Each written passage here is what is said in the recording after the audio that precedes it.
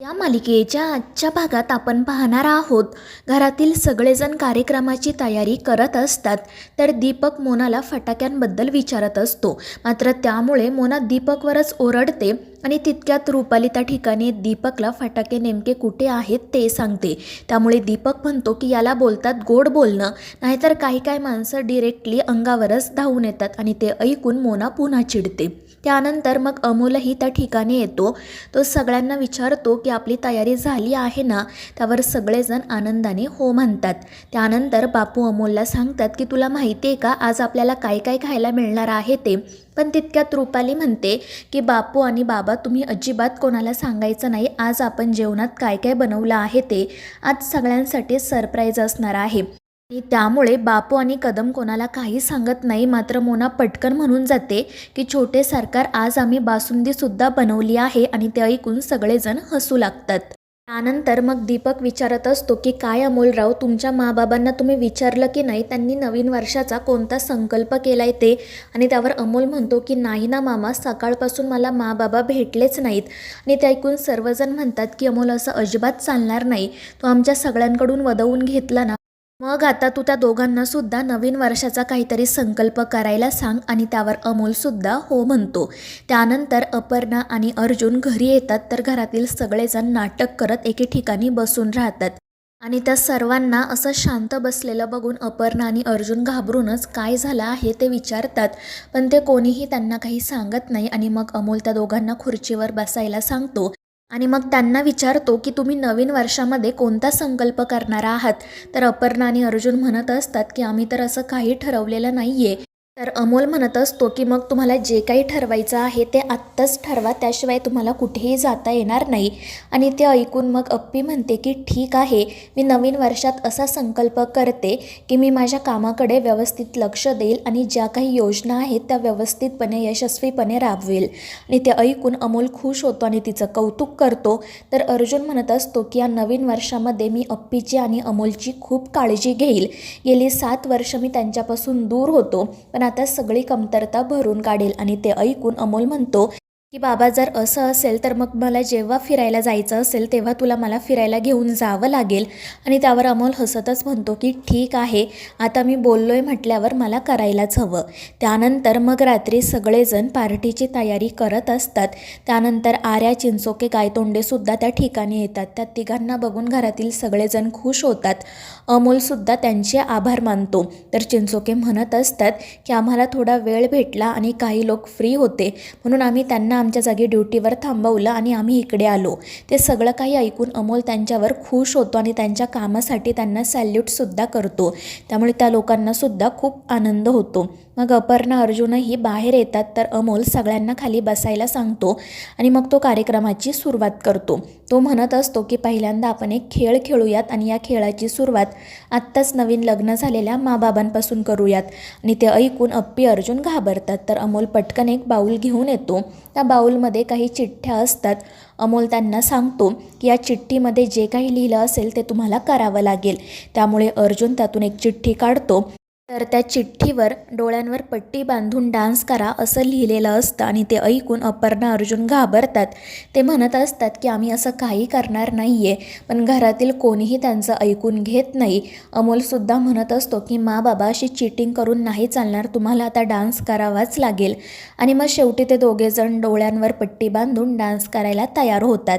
ते दोघेही जण एकमेकांचा हात हातात घेत खूप छान डान्स करतात. आणि त्यांना असं एकत्र बघून सगळ्यांनाच आनंद होतो. मात्र आर्याचा चेहराच पडतो. तिला खूप त्रास होत असतो, पण फक्त अमोल त्या ठिकाणी असल्यामुळे ती शांतपणे बसून असते. तर इकडे डान्स करत असताना अप्पीचा तोल जातो. मात्र अर्जुन डोळ्यांवर पट्टी असूनसुद्धा पटकन अपर्णाला सावरतो. आणि ते बघून सगळेच जण टाळ्या वाजवू लागतात.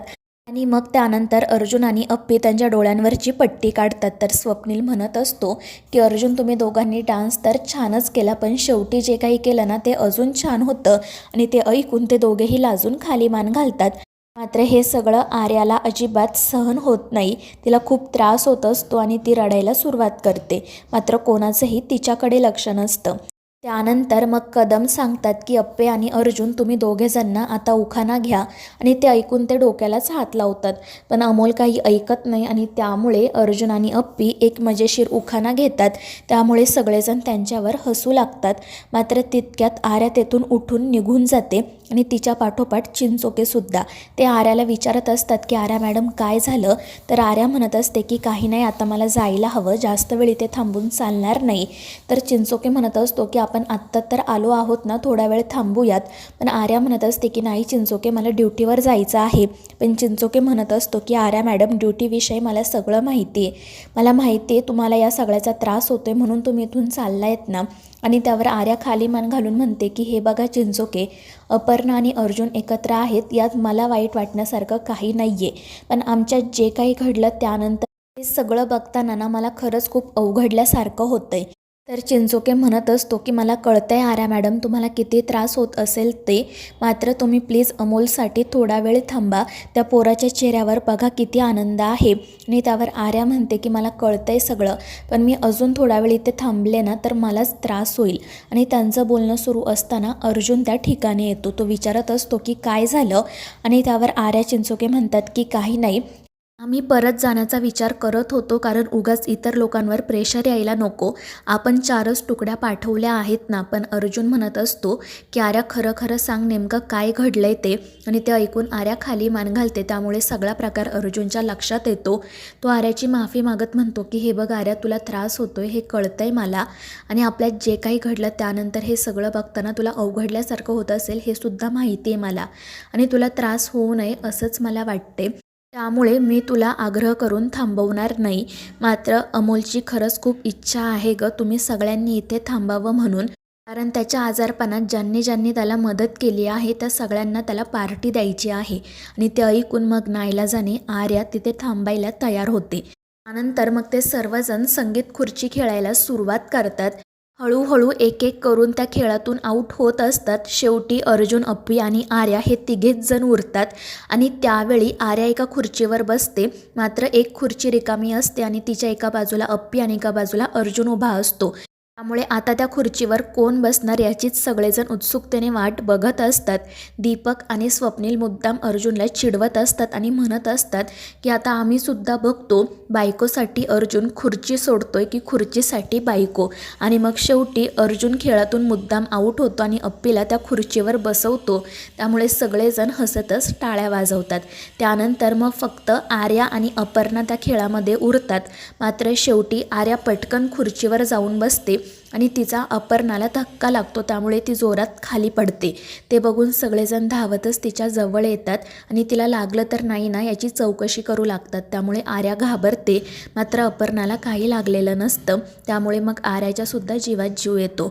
तर अमोल आर्याला विचारत असतो की आर्या मावशी, तू हा खेळ जिंकली आहेस तर तुला काय हवं आहे. तर आर्या म्हणते की बाळा मला काही नको, आता माझी फक्त एकच इच्छा आहे की माझं लवकरात लवकर लग्न व्हावं आणि त्या लग्नात तुम्ही सगळ्यांनी यावं. त्यावर सगळेजण म्हणतात की हो आर्या, आम्ही नक्की येऊ. आणि मग अमोल आर्याला एक गुलाबाचं फूलसुद्धा देतो. त्यामुळे तिला खूप आनंद होतो. आणि मग ते तिघेजण सगळ्यांचा निरोप घेऊन पुन्हा ड्युटीवर जाण्यासाठी निघतात. आणि मग 12 वाजल्यानंतर संपूर्ण कदम आणि माने फॅमिली नवीन वर्षाचं स्वागत करतात. तर मित्रांनो, या मालिकेच्या पुढील भागांच्या अपडेटसाठी आपल्या चॅनेलला सबस्क्राईब करा.